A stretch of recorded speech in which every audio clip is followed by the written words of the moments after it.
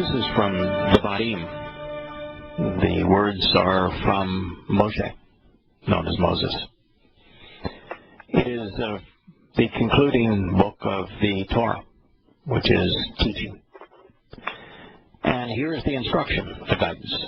There should not be found among you even one causing his son or daughter to participate in magic or fortune-telling, consulting with dead spirits.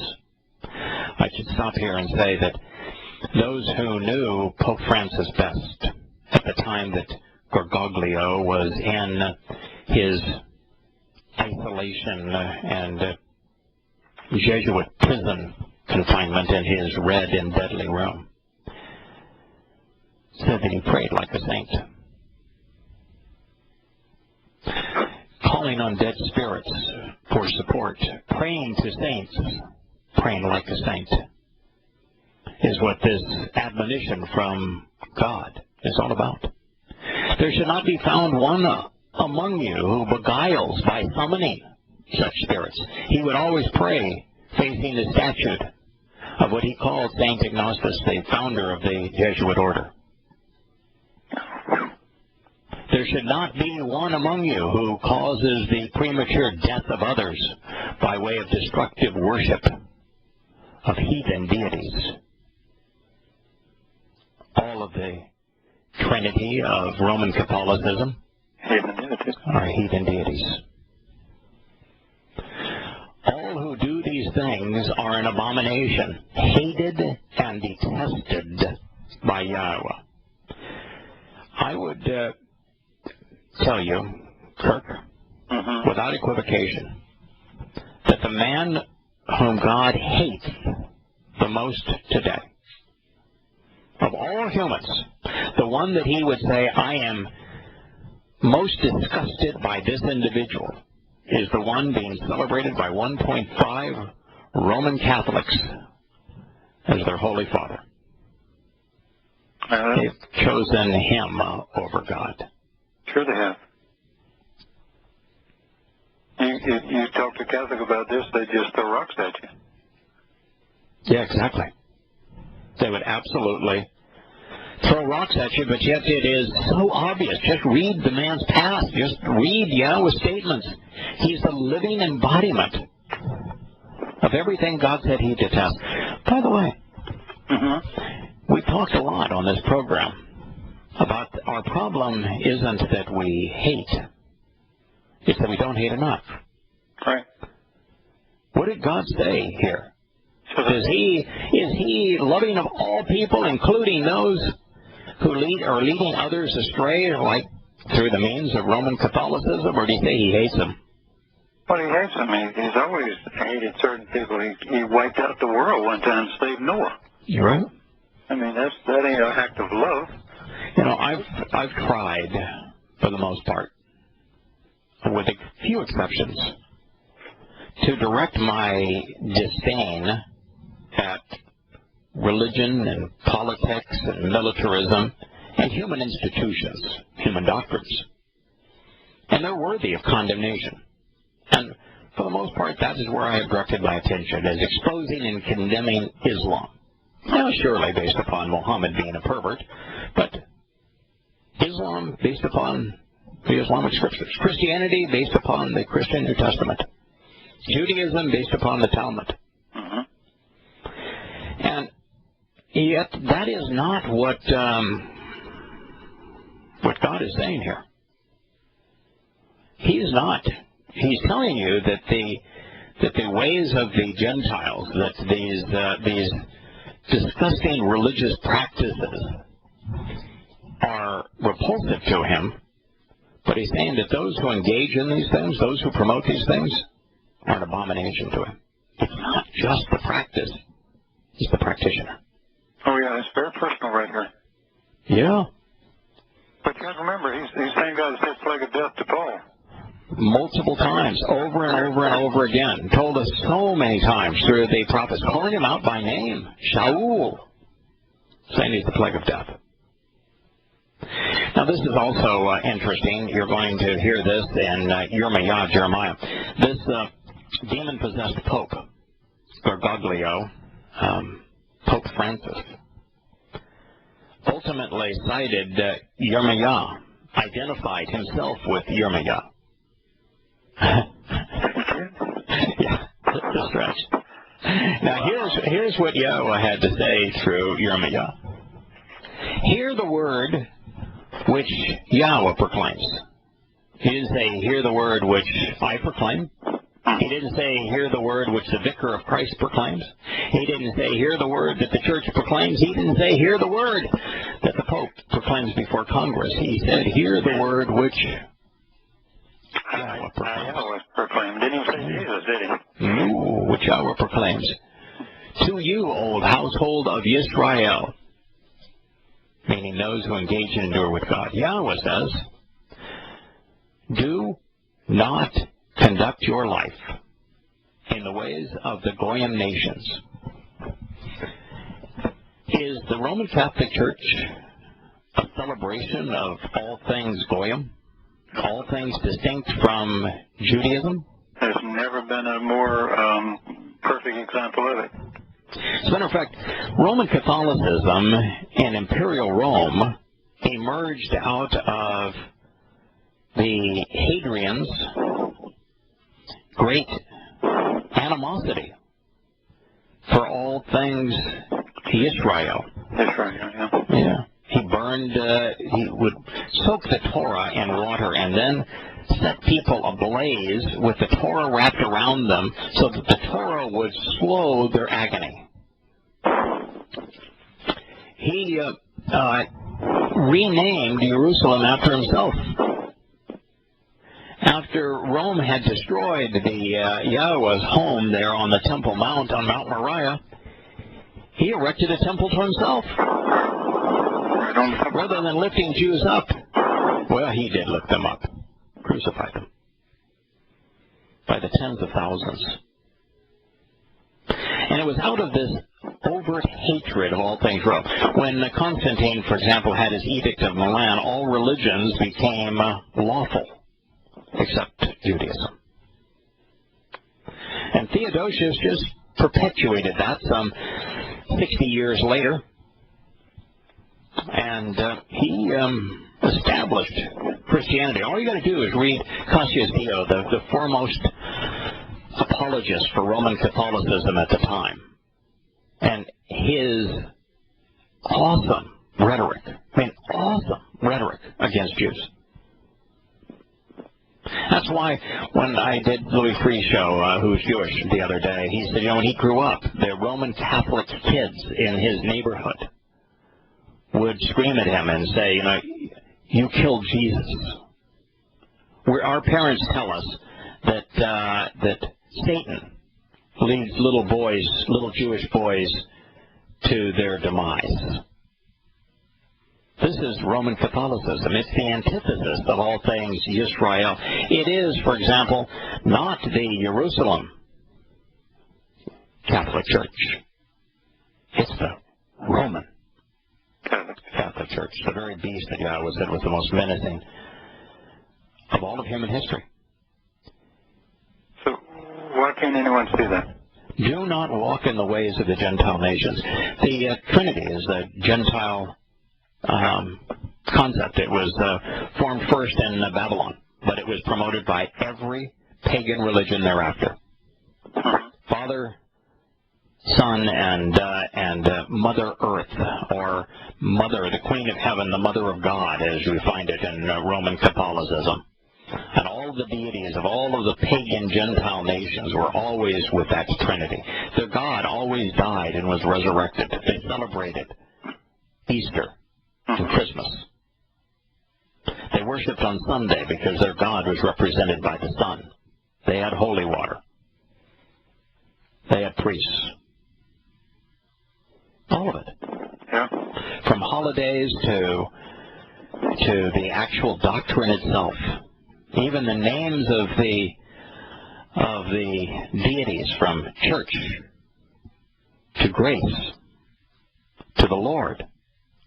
It's all pagan. Do not walk in the ways of the Gentile nations. What are the Gentile nations? What did God call the most demonic of all Gentile nations? I'm assuming we're talking about the Romans again. No, the most pagan of all Gentile nations, the most demonic, the most representative of Satan. In fact, he said that Satan is the leader of Babylon. Babylon. Yeah, Babel, right? Mm-hmm. Babel means with the Lord. With the Lord. Yeah. You know of a religion today that has embraced with the Lord, Babel, and has their holy scriptures are called Babel? Every division of Christianity. Yeah, with their Bible. Indeed. Hear the word which Yahowah proclaims to you, old household of Israel. Yahowah says, do not engage, do not walk in the ways of the Gentile nations and the pagans and the heathens. Do not teach the signs or symbols from the sky. And yet, what is the halo in Christianity? Well, everything is there. Half the time their halos made out of stars. Yeah. Well, but mostly, even sometimes stars, but they're mostly just sunbursts, circles and sunbursts, Everything's sun. Right, everything is, right. In fact, if you look at a Catholic church, you will see, like the statue of Saint Ignatius, that the founder of the Jesuit order, that Gargoglio, now Pope Francis, bowed down to pray. His statue, sun rays, sunburst, just like the Statue of Liberty, emanating out of his crown. Yeah, that's what these guys are all about. Symbols from the sky. For the Gentiles are confused and destroyed by them. What's the Hebrew word for confusion? Babel. Same basis as Bible. Confused and destroyed by them, for the customs and traditions of the foreign nations are delusional. Delusional. That doesn't say, oh, but, it doesn't matter what you think, what you say, what you do. It's always this, the nature of your heart. No, God says no.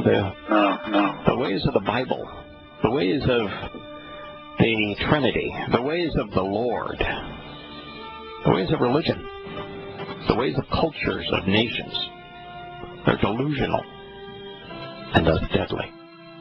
Now he's going to speak about one of those delusions. It happens to be the Christmas tree and then the Christmas cross in just a moment. Wow. This man is scum. Congressional lawmakers are being reminded to stay on their best behavior when Pope Francis addresses a joint meeting of Congress on Thursday. And most importantly, to refrain from touching His Holiness. Handshakes are forbidden. Conversations with Pope Francis, absolutely forbidden. Both parties are putting Catholics in the aisles to make sure that lawmakers do not try to break the rules anyway. They're assigned to sit. They cannot touch his clothing. They can't rush up to kiss his ring. They can't snag a photo op. Wow. But I think, didn't they do the same thing, tell the same thing for people who met the Japanese emperor? Because he's a god too. Yeah, exactly. Yeah, same thing is true with the all of the Caesars would make the same claim. Yeah. I don't want to kiss his ring, so it don't bother me. Oh man, I might throw up in his presence. I might throw up in his presence. Yeah. Oh my God. I'd have a few words to say to him. The ego of all of this. The misdirected homage to this demon-possessed man. Satan has just got to be giggling. Here he's walking into the most hallowed shrine in America. And he's walking in as if he were God. Don't touch me. Wow. No handshakes. You know, when you're greeted by Yahowah and brought into the covenant, isn't it a handshake with God? Isn't he reaching down and out and we're reaching up to him? With an open palm, absolutely. Man, if you don't grasp his hand, you aren't part of his family. No. And what's the first thing once you get into the covenant that you feel motivated to do? Isn't it to reach out to others. Sure. But not this man. We have Glenn on the line. This is just repulsive. I am absolutely, completely, and totally disgusted when it comes to the way my country is behaving in this regard. How about you, Glenn? Well, I live just a few miles north of the city where it'll be this weekend, so all of our major road arteries are going to be shut down this Friday. You know, and all those, it's just, it's ridiculous. Do you think you'll be celebrating Yom Kippurim? I don't think so. No. Tomorrow night, right? Yom Kippurim. Yeah, what do you think the likelihood is that he's going to have an address on the importance to answer Yahowah's invitation to attend Yom Kippurim? What did Yahowah say about those who ignore his invitation on Yom Kippurim? They die, separated from him. Do you think the Pope will mention it? Don't think so. No, as a matter of fact, he's having his big presentation on Thursday. Because, you know, you wouldn't want to... He's coming here to Philly for the, I don't know, some international meeting about the destruction of the family or something. They want, you know, some kind of UN agendized thing on the family, which basically probably means to destroy the traditional nuclear family anyway. But, no, he doesn't need Yom Kippurim. He's too busy transubstantiating bread and wine into flesh and blood, you know, so that's... but he had the whole spiritual exercises to exile the flesh. So he's already wholly Gnostic and Pauline. After all, the Jesuits, which consider themselves spiritual and enlightened. And Jesuits aren't even supposed to be popes, and he thinks capitalism is the dung of the devil. Yes, he does. Yeah, because of his libertarian theology as he grew up, which he for a while renounced so that he would not be mistreated by the military junta. But now that it's convenient for him to proclaim it again, his communism is back out of the closet. I don't know. It's just bizarre. Our crypto-Muslim president is going to be, you know, right. The Pope. A communist crypto-Muslim president. Yeah, is going to be there with a crypto-communist Pope. Both advocating the embrace of Islam. Wow. Well, that's all right. I was just looking at the website. There are people who think there's going to be probably like a nuclear attack in Philadelphia. I'm like, there is, and it's spiritual. Yeah. The very demons of hell are all being unleashed on the city of brotherly love. All ushered in by the devil's primary advocate on earth, Pope Francis Bergoglio. Well, I'm glad I'm nowhere near that place. Duck, my friend. So when Yahowah was talking about religions being delusional through Yirmiyah, the first example he gets is the center of the Christian religious celebration of Christmas. He says, they cut down trees from the forest, the work of their hands with an axe. They decorate it with silver and gold. They fasten it down so that it will not totter.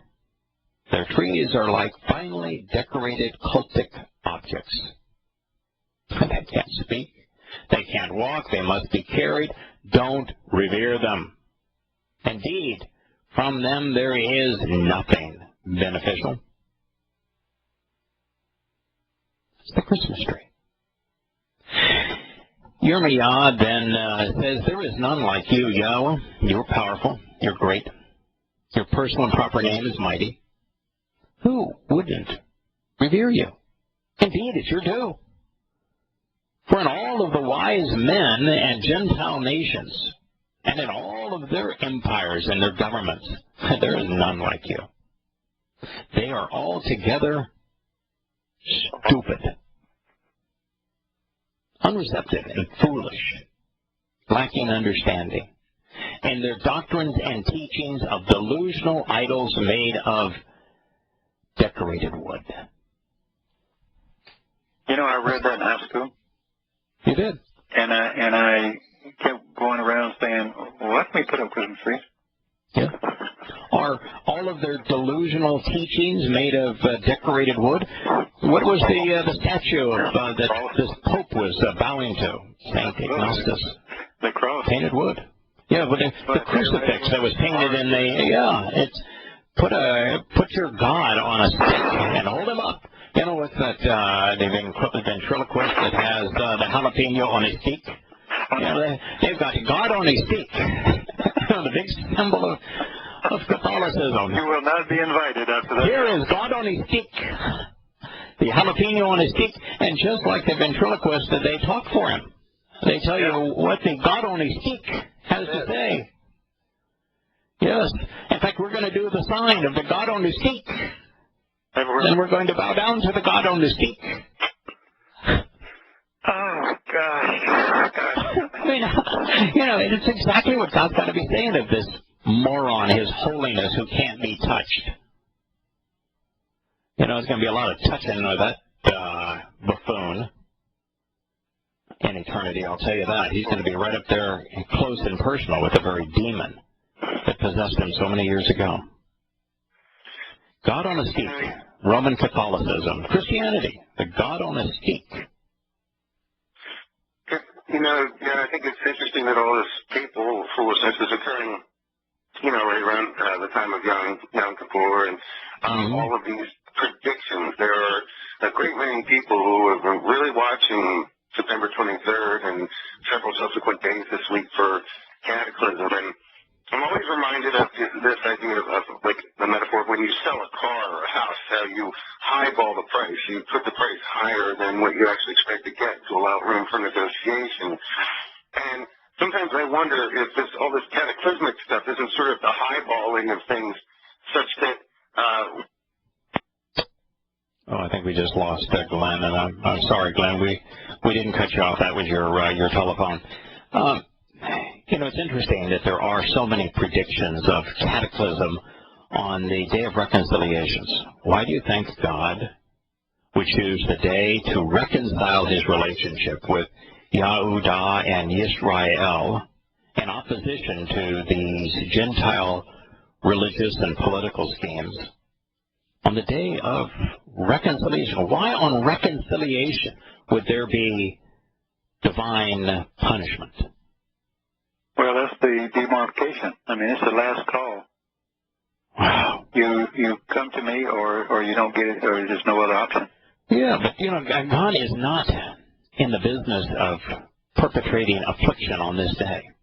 No, but we just, by that time, we would have almost destroyed ourselves completely. Oh, of course. You know, while His return as light is going to put an end to a lot of souls on this day, it's not because God is doing anything to harm them. But they're not covered. They're not covered. They'll be obliterated by the fact that they've fallen in love with. They've put their faith in the Lord. Yeah. You know, there's a reason that this Pope appears so holy to Roman Catholics. Because the God of Christianity is the Lord, Satan. Mm-hmm. The God of Paul. The same God. That's the reason this man appeals to them. He looks just like a God. It's the reason the Toralist one is going to appeal to Christians. He's going to be just like their wannabe God. And they will cling to anti-Torah to the end. Right. In fact, they will continue to be, what's the word Yahowah used? Stupid. Ba'ar. Stupid. Ba'ar. Unreceptive, brutish, barbarian, senseless, violent, and destructive. And so that you don't have any chance of misinterpreting what he says, they're not only altogether stupid, ba'ar, they're kasal. Yeah, they're foolish. Foolish. And while he says that stupid is unreceptive, it means to be brutish, barbarian, senseless, and violent and destructive is ba'ar. Altogether stupid. Right. Foolish is completely lacks understanding. Yeah, you just don't get it. Yeah. So the stupid is because you're unwilling to be observant. You don't pay any attention to what God has to say, and instead, garbage in, garbage out, you're ingesting the delusion of Gentile politics, of Gentile religion, of all things Babel. That's why you're so stupid. But you're foolish because you've given up even the desire to exercise good judgment, to be accountable. So you're foolish. When he says teaching, their doctrines and teachings are delusional, the teaching, Musar, and when that's written in the accusative, isn't that an attack as well? I mean, yes. Oh, yeah. So, I mean, it's not any teaching. It's negative teaching, right? Right. Exactly. Yeah, their teaching is, he said, and do not teach. Don't become accustomed to. Don't be trained in the signs and symbols from the sky, where the Gentiles are confused and destroyed by them. These are the traditions. This is the culture of these Gentile nations, of estranged people. They are delusional. It's interesting you would say culture after that article in New York Times, which I was going to talk to you about yesterday. It was same thing. They said they told them the upper management of the military officers told them that this is their culture, leave them alone. Exactly. Yeah, that is the most telling line. That is their culture. Now, if you know that's their culture, why are you there helping them? You know what's amazing is that those who went into fight. Now he's talking about the Bacha Bazi, the boy play in Afghanistan that is rife in the culture, is rife within Islam. This is Muslims being pedophiles and in acts of homosexual sodomy. And literally enslaving little boys, chaining them to beds, and then and having many of them in a room and gang raping them for weeks on end, and then threatening them if they ever say a word to anyone. And the Americans are absolutely aware that this is occurring all the time by the very people that they're promoting, that they're empowering, that they're arming, that they're enriching. When we replaced a ruthless Islamic regime with a vastly more perverted and ruthless group of Muslims. And the military knows it, and they won't even let you talk about it. They've lost their moral compass. The higher-ups in the U.S. military will drum anyone out of the service who even brings this to anyone's attention. There was one guy who when he confronted a woman brought in her son who had just been beaten to a pulp, had been gang raped by this commander that the U.S. had empowered. And the woman who had been beaten to a pulp by the same American empowered individual, this Abdul-Rahman was his name.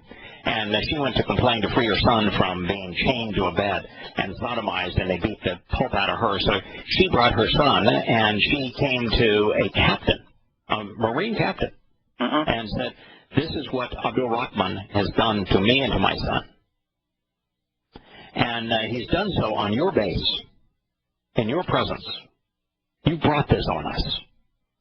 And so this captain, still having a conscience, went out and met with the man. He said, "Did you do this?" He said, "Yeah, I did it. So what? Yeah. It's okay in Islam. I did it. So what?" And so the captain smacked him. I mean, there are some times where, as we talk on our program, where violence is appropriate. That's one of the times. I would restrain myself too. You've seen a woman this man is beaten. You've seen a boy that he's sodomized. I'd smack him. And the captain, for doing that and confronting this man that America had empowered, had armed, had enriched, is that he lost his commission and he was drummed out of the military in shame because he had a conscience, something that was not tolerated in the U.S. military. And one that spoke up, that heard the screams, on another occasion, he's found although you can't prove it, he was killed shortly after that. Yeah. Oh yeah, by the man perpetrating the crimes and the boys that he threatened that he was abusing. And he's in power today, that guy. Yes, he is. Even higher up. Yes. Empowered by the Americans. Yeah, by our military. Who are we? What? Well, I know what we are. What are we? I know. What are we? We're disgusting. Yeah. Disgusting. God bless America. Let's right. give more money. Everybody on the dais the other night on the debates wants to give more money to the friggin' army. I mean, God. Every single one of them. And this is the very military that's aiding and abetting pedophilia. That's aiding and abetting the sodomizing, the rape of young boys chained to beds. And this is not infrequent. This goes on by the tens of thousands across Afghanistan. All being supported by, encouraged by the American military. Empowered by the American military. The military of torture and of pedophilia. That I will investigate and be judgmental of all of the Gentiles, destroying those who have come out against the Most High's Jerusalem. It wasn't long ago that Bergoglio, Pope Francis, was meeting with the Muslims throughout the confines of Jerusalem and the West Bank, and was encouraging them to take what was not theirs, came out against the Most High's Jerusalem in favor of the Muslims. Well, you would think that, they have a lot in common. No wonder. A ton in common. You're talking about the raping of little boys. That doesn't exclude the Catholic Church. No, it sure doesn't. It sure doesn't. We've spent a lot of programs devoted to exposing and condemning Roman Catholicism's grievous acts of pedophilia, and worse than their pedophilia, them covering up pedophilia so that more boys are molested over time. In fact, I think on this issue we have Chris having called in from Las Vegas. Go ahead, Chris. Well, good morning, and thank you for such an intriguing discussion. You're welcome. You had a point on child abuse, on pedophilia in the Muslim world? Well, I do, and it's unfortunate, but we have a common saying here in America that if one lays down with dogs, they get up with fleas. But I think it has a much older derivation, and perhaps originally was when one lays down with a camel, they get up with fleas. Right. And unfortunately, the chickens have come home to roost here in America as our military men are discharged and brought back to America after being induced or seduced and partaking of some of these demonic proclivities of rape, rob, pillage, plunder.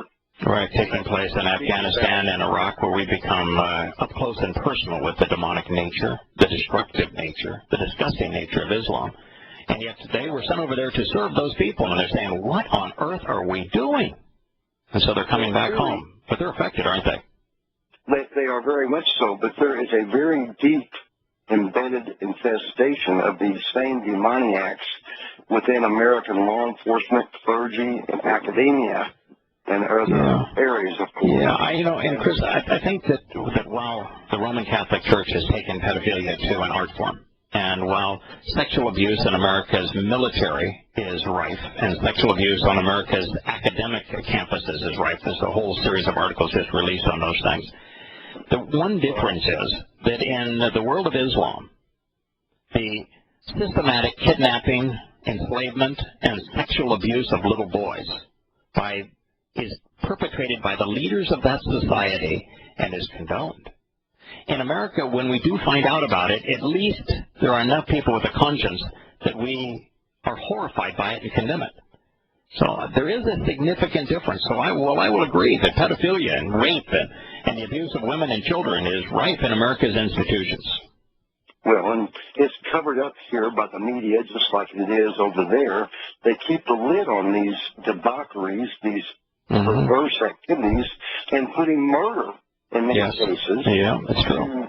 Yeah, to keep the Americans dumbed down and not aware of what's going on. Yeah, the U.S. military has made it the most serious of breaches, with the highest possible punishment for anyone who discloses what's happening in Afghanistan in terms of the people we've empowered and enriched, feasting on the flesh of young boys, and when that kind of a culture exists, you're dealing with the same culture of the Roman Catholic Church, where they made it the greatest crime not to commit pedophilia, but to expose the fact that priests are not only doing it, but there's a cover-up in the church. It's the same exact mentality. And it's rife in our military and in our academic institutions. Well, the particular military segment that has inducted or inculcated this evil concept is the 10th Psychological Operations Group. Yeah, they have. And that goes back to Stubblebine, Ballally, McInerney, and Riley, and those guys. Yeah, and we should never, ever lose sight of the fact that our military is evil. And we now engage in torture. We've lost our soul. I would only qualify that there are good men and women in the military, although there are many who have taken the dark path. But really this emanates from the ancient Pharisaic, Sumer, and Babylonian cults. Yeah, it does. It does. Some of their demonic It does. We have swallowed the poison wholesale, and we've become a very corrupt people. We are Babylon today. We are Babylon today. Yeah. Although we are not alone, the world of Islam, the world of socialist secular humanism, and the higher-ups of Christianity and academia have all swallowed the poisonous pill.